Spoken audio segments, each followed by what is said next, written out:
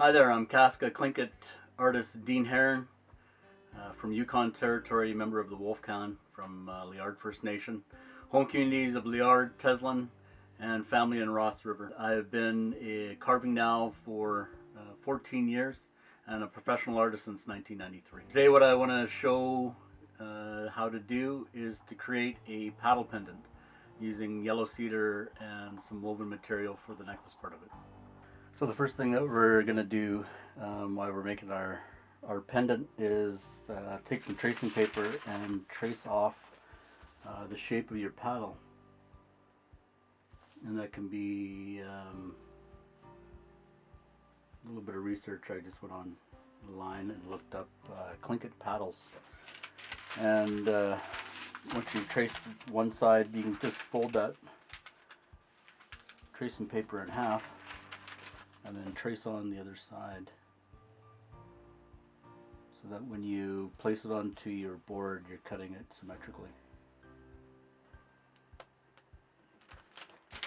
Once you have your paddle shape on there, take your piece of wood we've been using. I've just chosen just a small piece of yellow cedar, and when I'm lining it up, I'm just lining it up right onto this little piece of wood here.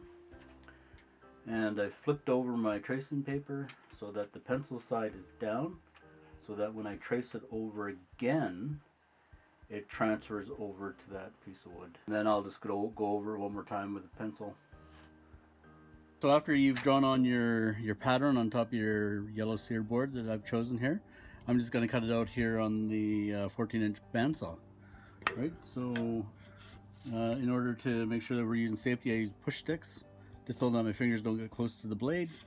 And I've got my safety glasses on as well. And this shouldn't take too much time.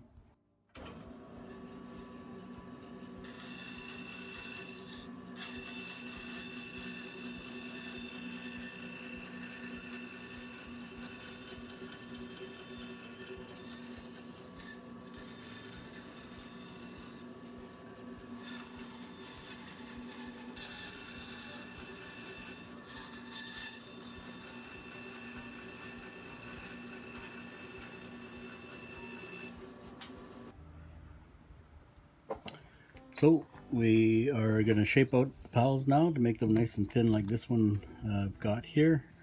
Just getting the shape down. And what we need to do is actually just mark off halfway in the thickness here. And just an easy way to do it is actually just take your pencil and use your finger as a guide. Line it up with halfway through your mark there. Halfway through your piece of wood, and then just use your finger to guide your pencil all the way to the end. And that way, when you're actually using the belt sander, you can use that line as a guide, so that you don't go right to the edge here.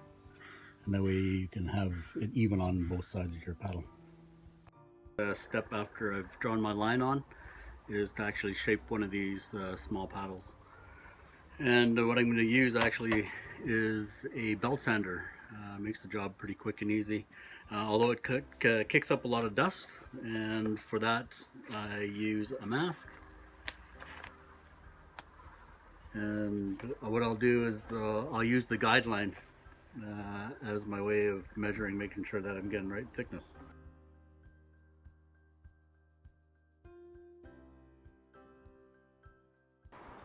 Now we're getting down our paddle to a smaller shape here, getting it nice and thin.